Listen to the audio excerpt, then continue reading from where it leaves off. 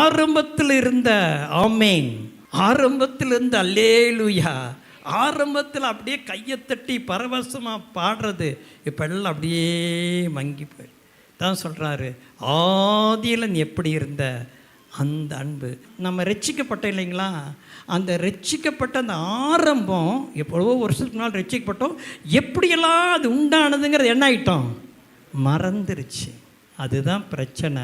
இந்த புது சிருஷ்டி என்பது ஒரு மறக்கப்பட்ட காரியமாய் போய்விடும்.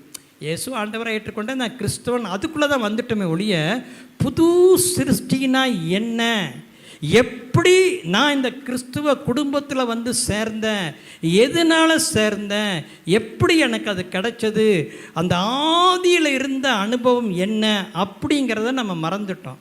ஆகவே தான் அந்த வெளிப்படுத்தலில் 7 சபைகளுக்கு சொல்லும் பொழுது எப்பேசு சபைக்கு சொல்கிறாரு, ஆகிலும் நீ ஆதியில் கொண்டிருந்த அன்பை விட்டுட்டாய், உன் பேரில் எனக்கு குறைவுண்டு.